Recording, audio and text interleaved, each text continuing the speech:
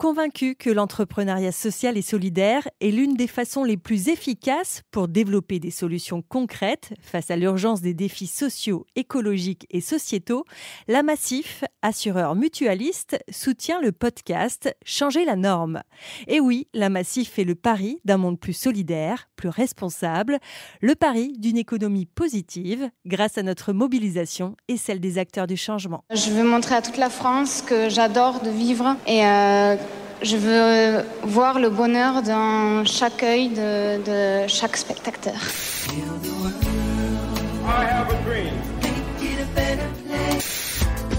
Il faut que tu respires. Moi à mon bisounours, je lui fais des bisous. Selon l'IFRI, 2 réfugiés sur 5 ont le sentiment d'être surqualifiés pour leur emploi. Lutter contre l'isolement et le déclassement des personnes exilées grâce à l'insertion économique, c'est le défi que s'est lancé Weavers. L'association favorise le recrutement de ces primo-arrivants et arrivantes grâce à des formations ciblées sur les besoins des entreprises locales. Je m'appelle Flavie Després, j'ai cofondé et je dirige Care News, le média des acteurs de l'engagement. Les entrepreneurs sociaux et les projets à impact peuvent-ils changer le monde ? Je ne saurais répondre à cette question, mais j'affirme avec certitude qu'ils changent la norme. Dans ce podcast, j'ai l'honneur de recevoir celles et ceux qui entreprennent autrement. Leur parcours parfois surprenant, le développement des projets qu'ils portent avec leurs équipes, leurs joies, leurs peines, leurs convictions, leur vision du monde et leur financement. En toute sincérité, ils livrent ici les coulisses de ces projets hors normes qui essayent de réparer le mal que l'on inflige à l'humain, à la société ou à la planète. Depuis 8 ans, Flora Vidal-Marron crée du lien entre les personnes exilées et des bénévoles. Plus de 3000 rencontres ont eu lieu et plus de 605 personnes ont appris un métier en tension. Comment l'association étudiante est-elle devenue un organisme de formation reconnu ? Quelle perspective d'avenir envisage sa fondatrice et directrice générale ? Quel regard porte-t-elle sur l'accueil des personnes exilées en France ? Dans cet épisode, Flora Vidal-Marron nous raconte son parcours, l'histoire de Weavers et sa vision du secteur. Bonjour Flora. Bonjour.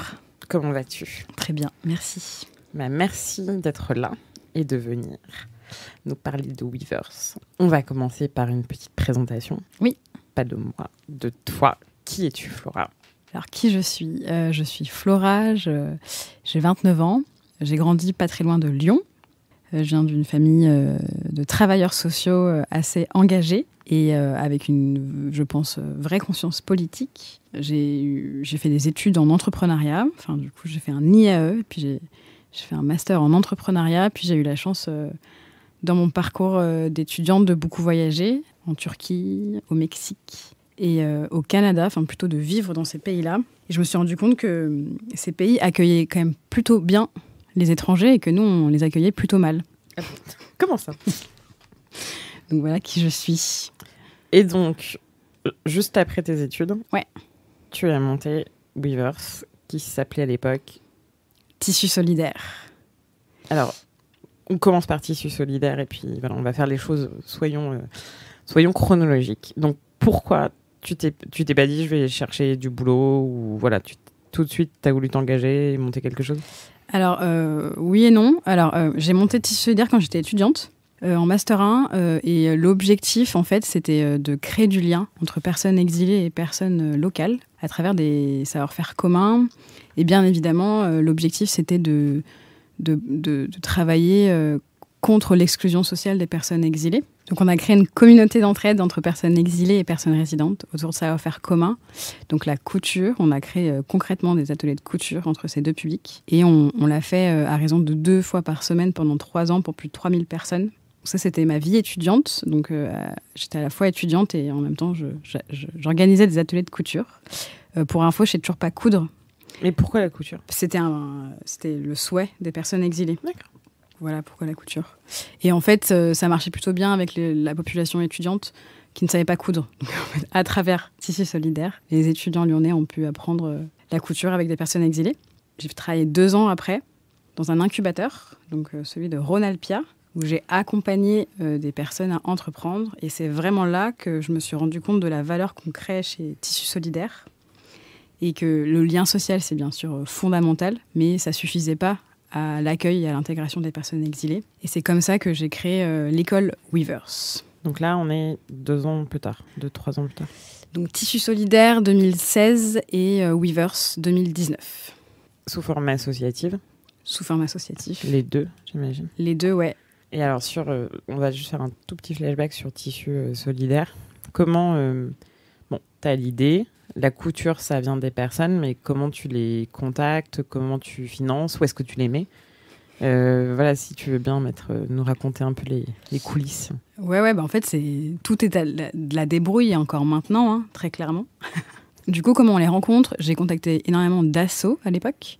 Et tout se fait sur la vraie rencontre, tout se fait avec la réunion de lancement de Singa à Lyon en 2015. Je rencontre un animateur d'un centre pour demandeurs d'asile. Et c'est à travers cette personne qu'on réalise la première étude de besoin dans le centre pour demandeurs d'asile. Et que les personnes nous disent qu'elles souhaitent coudre. Ça, c'est le début de l'histoire. On commence du coup à faire les ateliers au centre pour demandeurs d'asile. Et après, on se rend compte que c'est assez limité et limitant comme lieu et que c'est bien aussi de les amener ailleurs. Du coup, on tisse tout un réseau de lieux d'accueil, style maison des étudiants, MJC, auberge de jeunesse. On a un peu tout fait sur Lyon. On a été vraiment mobiles nous-mêmes. Et après, les personnes... Donc, côté local, viennent plutôt du réseau étudiant et du réseau militant, on va dire. Et les personnes exilées, en fait, c'est beaucoup de bouche-oreille entre elles. Et du coup, on commence à comprendre notre stratégie d'acquisition à cette époque-là. Et du coup, on forme les personnes à qu'elles amènent d'autres personnes. Donc, une stratégie vraiment de pair à pair, bouche-oreille. Sur l'encadrement et l'organisation, tu étais toute seule ou vous étiez plusieurs? Vous êtes devenus plusieurs? On a été une dizaine à être dans ce projet, des femmes, et toujours basé sur la notion d'animation de communauté et de création de liens, quoi. Donc, avec du bénévolat? Surtout du bénévolat. Après, on avait un fonds de roulement de prix étudiants et de réserves parlementaires. C'était l'époque encore où les réserves parlementaires existaient. Donc voilà, ça n'existe plus. Et en fait, à force d'animer ces ateliers de couture, en fait, on a mis en place une méthode d'animation d'atelier pour après former ensuite d'autres personnes, notamment des personnes exilées, à animer eux-mêmes ces ateliers. Ça, c'était vraiment le début de l'histoire. Très bien. Donc, tu prends la décision de monter une école. Ouais. Pourquoi une école? En fait, je me rends compte que rien ne bouge sur la question de l'accueil des personnes exilées. Et du coup, je suis très énervée à cette époque-là. Je suis toujours très énervée, d'ailleurs. Et en fait, je me rends compte que ces personnes, au-delà de tous les sujets administratifs liés à leur statut, en fait, elles n'ont pas accès à la formation par manque de prérequis. Alors qu'il y a pléthore de formations en France pour adultes. Ce que je crée, en fait, c'est des parcours de pré-formation composés de français, numérique, employabilité et tout un bloc sur les savoir-être pour justement que les personnes exilées qu'on accompagne puissent avoir accès soit à la formation qualifiante, soit directement à l'emploi. Et je suis assez surprise de me rendre compte que personne n'a déjà eu l'idée avant, quoi. Parce que c'est assez... Enfin, j'ai pas l'impression d'avoir non plus révolutionné... le monde, c'est juste un moyen de donner accès à l'éducation à ces personnes. Et donc aujourd'hui, le visage de Weavers, c'est tu formes combien de personnes sur combien d'endroits, à quoi, comment? Du coup, Weavers, on a bientôt 4 ans. On est une équipe de 20 personnes et on a aussi toute une vingtaine de formateurs, prestataires autour de nous. On est présent sur 3 antennes en propre, donc Lyon, Annecy et Grenoble. Et on commence à accompagner d'autres associations à porter des pré-formations Weavers. Donc on le fait avec Réfugies Food sur Paris, par exemple. On a formé 600 personnes en 3 ans. Et en 2023, on va former 600 personnes. Donc on est sur un petit passage à l'échelle, comme on dit. Et sur les 600 personnes qu'on a déjà formées, il y en a 70% d'entre elles qui sont en emploi actuellement. Les emplois types, donc soit les personnes ont pu accéder à une formation qualifiante ou une première expérience professionnelle via des partenaires entreprises. Et du coup, elles sont commis de cuisine, ils sont restaurateurs, dans le service, dans l'hôtellerie. Enfin, on a à peu près tous les métiers. Soit c'est des personnes où le niveau d'instruction était très bas, notamment type... par exemple, les personnes qui viennent d'Éthiopie, on se rend compte assez rapidement que, de manière systémique, qu'elles ont un niveau max collège. Et du coup, on les amène plutôt vers des parcours d'insertion par l'activité économique. Parce que le niveau en mathématiques ou en français prend vraiment du temps. Et du coup, n'est pas dans les critères de recrutement des employeurs français, malheureusement. Très bien. Et vous avez conservé les ateliers ? On a conservé les ateliers. Maintenant, ils font partie intégrante des formations. Toujours en couture ? Non, on s'est ouvert. On reste des gens assez ouverts. Ce que j'allais dire, je sais pas si tout le monde aime les... Et en même temps, c'est hyper drôle. Moi, j'adore faire coudre les mecs. Enfin bref, je trouve ça marrant. Mais non, ils ont le droit de faire autre chose quand même. Ils ont le droit de faire autre chose. Et en effet, on n'est pas qu'un organisme de formation. On a toujours cette logique d'animation de communauté. Et du coup, on le fait à travers du coup les personnes qu'on forme. Et il y a toujours, dans tous nos programmes de formation, un lien avec une personne de la société locale. Donc, soit c'est des collaborateurs d'entreprise, soit c'est des bénévoles qui vont être des buddies pour les personnes exilées, qui vont les amener au resto, qui vont les amener au musée, qui vont les inviter le dimanche à bouffer, etc. Très clair. Et justement, sur le volet collaborateurs d'entreprise et entreprises, vous travaillez, vous leur proposez aussi des prestations ? Oui, alors... à la marge, mais carrément, on essaye en fait surtout de faire bouger les lignes du côté des recrutements. Donc on va agir sur le changement de regard sur le recrutement, sur le management. Et en fait, notre dernière manière de travailler avec elles, c'est qu'on va comprendre leurs besoins de recrutement et on va former les personnes en fonction de ces besoins-là, à condition qu'elles promettent des promesses d'embauche. Et du coup, il y a plein de temps dans ces formats-là de partenariat, de rencontres entre collaborateurs et personnes exilées, et aussi du coup concrètement de formation auprès des collaborateurs sur le parcours d'exil, sur le management inclusif, sur le recrutement inclusif. Et c'est quel type d'entreprise ? Là, on bosse avec le Ninkasi, qui est une association, une entreprise, une brasserie en fait hyper connue à Lyon. Ah oui, la bière assez graphique. Tout à fait, c'est très lyonnais, mais voilà. C'est une institution. Et sinon, on bosse avec le groupe Accor, donc toujours dans le service hôtellerie et restauration. Là, on ouvre une section dans le BTP avec Eiffage. Et en fait, on a plein de partenariats en cours de ce type. Et comment ça se finance tout ça ? Et bien du coup, on est organisme de formation avec la certification Calliope qui nous permet, en fait, pour la plupart de nos formations, que le coût de face-à-face pédagogique soit pris en charge par Pôle emploi ou la région. En gros, ça permet de payer nos formateurs, si je résume. Très bien. Et après, on a bien sûr du mécénat d'entreprise pour le reste et de la subvention publique via des appels à projets. Et dans quel ratio ? On a énormément augmenté notre volume d'activité sur la formation ces derniers temps. Et du coup, on est sur 50% de ressources qui viennent de la prestation de formation pour le compte de la région ou Pôle emploi. Et 25% mécénat, 25% subvention publique. Oui, ce qui te rend plus indépendante. Tout à fait. Et c'est quel volume financier ? Alors du coup, on a commencé en 2019 avec 50 000 €. Wouh ! Trop mignon. Mais c'est déjà pas si mal. J'étais hyper fière quand même. Bah, voilà.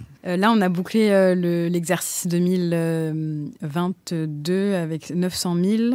Et le budget prévisionnel 2023, il est de 1 600 000 €. Ah, ça y est, tu passes. Il paraît que son premier million, on s'en souvient toute sa vie. Ah. Moi, j'imagine que je me souviendrai du deuxième aussi, si l'un des deux arrive un jour, mais... Peut-être, on verra. Non, mais ça fait partie des adages en entrepreneuriat. Ah ouais. Genre, une boîte qui marche au bout de 5 ans fera moins faillite. Et voilà, il paraît que le premier million est un espèce de Graal. Pas accumulé, hein, le million. Ok, dans un an, on en parle. Voilà, tu reviendras et tu nous raconteras ce que ça t'a fait quand ça a passé... au million. Quand ça a passé le million. Donc, on a le financement. Donc, tu t'es, j'imagine, un peu auto-incubé vu que tu avais travaillé chez Ronalpia. Tout à fait. C'est exactement ce que je dis aux gens. C'est bien, on n'a jamais mieux servi par soi-même. Mais cela dit, tu n'étais ni formé à faire un métier de formation, encore moins dans le BTP, j'imagine. Comment ça s'est passé au début ? Est-ce que tu as été dans des réseaux ? Est-ce que tu as sans doute aussi embauché des gens qui savaient faire ça ? Un peu de tout ça. Comment ça s'est passé ? Alors, je me suis quand même fait incuber, mais pas par Ronalpia, du coup, par Make Sense. Généralement, tu as une chance sur 5 ou sur 4. Mais que je recommande vivement, ça m'a beaucoup apporté. Et comment on a fait ? En fait, le monde de la formation était en pleine réforme à ce moment-là. Et du coup, en fait, c'était beaucoup de veille concurrentielle et institutionnelle sur les appels à projets, les marchés publics, les certifications. Enfin, c'était très procédurier comme analyse, parce que la formation, c'est très procédurier. Et je me suis rendu compte que quand même, il y avait un un très petit nombre d'acteurs agiles et innovants sur la formation. C'est souvent des gros acteurs institutionnels et historiques. Je pense que c'est ça qui nous a différenciés et qui a fait qu'on avançait plutôt vite par rapport à des gros acteurs. Et comment on a fait ? En fait, les premiers postes en effet que j'ai recrutés, c'était des postes d'abord d'accompagnement socio-professionnel, puis de formateur. Par exemple, j'ai fait beaucoup de choses au sein de Weavers, bien évidemment, mais j'ai quasiment jamais donné de cours. Enfin, je savais que c'était pas là où était ma valeur ajoutée. Et j'ai quasiment pas fait d'accompagnement socio-pro. Alors que tous les autres postes, je les ai faits, quoi. Parce que je pense que c'est hyper important que ça reste des professionnels, rien que pour valoriser ces personnes et surtout pour que les modèles de l'innovation sociale restent des modèles professionnels et non bénévoles. Donc ça, c'était ma priorité. Voilà comment on a commencé. Puis petit à petit, plus je levais des fonds, plus je pouvais embaucher des chefs de projet, puis des responsables d'antenne, etc., etc. Mais tout ceci s'est fait pas du tout en un jour. Et ça a été... Mais en 4 ans. Oui, j'allais dire... C'est bon où tu commences, mais oui, c'est quand même... C'est rapide, mais franchement, c'est une petite traversée du désert, l'entrepreneuriat. Faut le dire. Oui, ça dépend des jours. Hein. Allez, trêve de bêtises. Sur le volet de la formation, c'est un marché qui a quelle taille en France ? Aucune idée. En termes de volume, c'est une très bonne question.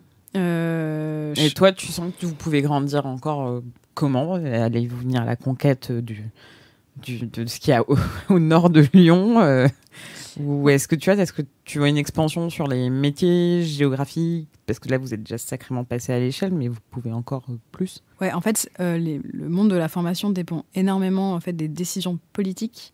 Du coup, les deux organes compétents, c'est les régions et les pôles emploi, qui sont elles-mêmes territorialisées en région.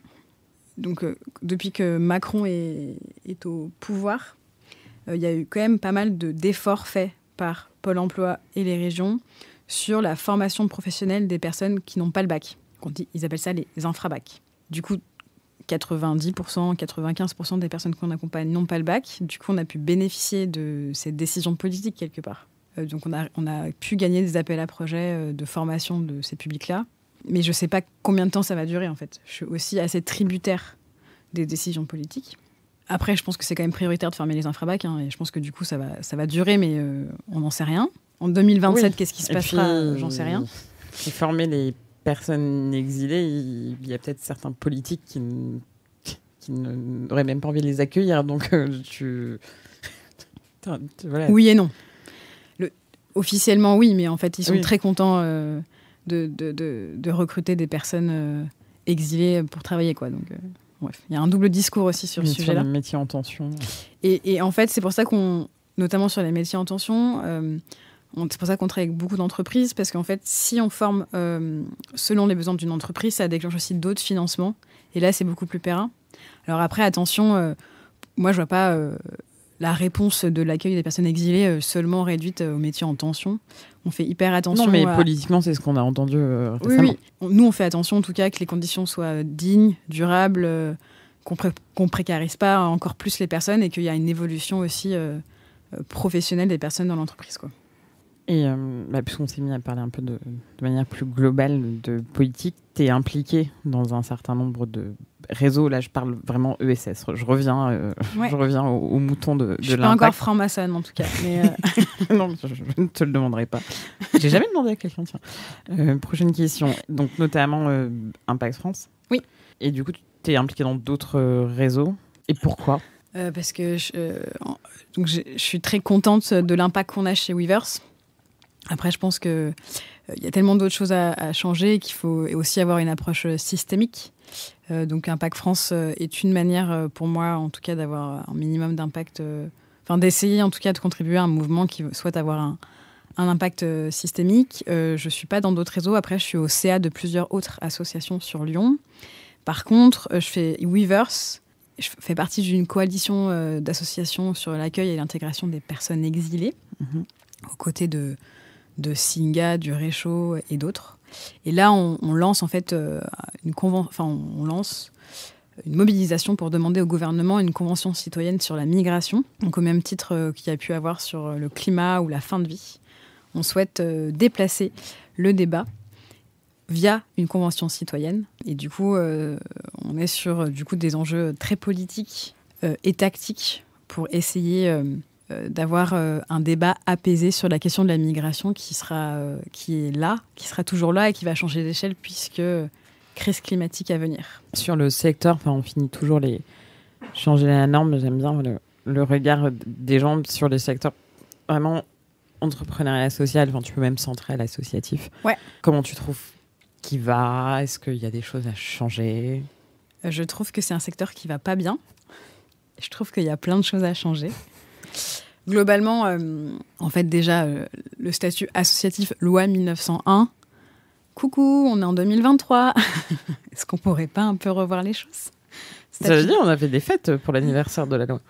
Oui, mais bon, statutairement parlant, je suis pas sûre que déjà ça soit adapté à nos modalités. Le monde associatif, c'est un monde magnifique, mais il y a un manque de tout, un manque de compétences, un manque d'argent, un manque de stratégie, un manque de valorisation, alors que le monde associatif fait un travail remarquable de lien social, dans les solidarités en France de manière générale. Et du coup, j'aimerais qu'on puisse d'autant plus outiller et financer les acteurs associatifs que ce qu'on fait maintenant. Et moi, ce qui m'a fortement marqué, c'est pendant le Covid, des cadeaux, des aides ont été données à plein d'entreprises, etc. Et les acteurs associatifs, on a été les derniers sur la liste. Des piécettes. Et on n'a rien eu, quoi. Alors que, moi, je suis restée ouverte. Vu que j'avais un atelier de couture, on a fait des masques qu'on a distribués. Enfin bref, on était là, quoi. Et comme d'hab, le sujet on n'existe même pas. C'est incroyable. On n'existe pas. Le monde associatif n'existe pas même dans les négociations politiques. C'est comme si on n'était pas là. Voilà. Et du coup, qu'est-ce qu'il faut faire pour changer ça ? Je pense qu'il faut que le monde associatif s'empare de la question politique. On peut pas dire je suis apolitique. Non, t'es pas apolitique. On arrête. On fait tous de la politique. Je pense qu'il faut l'affirmer. S'engager, c'est déjà un choix politique. Tout à fait. Et je pense qu'il faut affirmer notre conscience politique, nos actions politiques et négocier frontalement avec le pouvoir, quoi. Écoute, bonne chance, parce que les années qui s'annoncent, à mon avis, vont pas être hyper drôles. Donc, on se cotisera tous pour s'offrir une petite armure. Bon, Flora, es-tu prête pour les questions de la fin ? Allez. Donc, tu réponds du tac au tac. Ouais. Si possible, en une phrase. Ok. Quelle est la raison d'être de Weverse ? De former et de faciliter le recrutement des personnes exilées. La femme ou l'homme politique que tu voudrais convaincre ? Emmanuel Macron. J'allais dire, si elle ne me trouve pas quelqu'un, je ne comprends pas. La taxe que tu voudrais inventer ou supprimer ? La taxe carbone, mais qui ne soit pas dégueulasse pour les pauvres. Le meilleur conseil entrepreneurial qu'on t'ait donné ? N'écoute pas tes profs. C'est vraiment, je pense que je suis désolée à tous les profs qui nous écoutent et à tous les étudiants qui, dès demain, vont se mettre en grève. Et la chose la plus urgente à faire pour vraiment changer la norme ? Signer la pétition pour la Convention citoyenne sur la migration. Merci Flora. Merci à vous. Merci d'avoir écouté jusqu'au bout cet épisode. Changer la norme, le podcast de Care News se retrouve sur SoundCloud, iTunes, Spotify et partout la technologie à l'heure de nous mener. N'hésitez pas à nous suggérer des invités, à faire des commentaires, à diffuser autour de vous et à noter le podcast afin de vraiment changer la norme. Merci.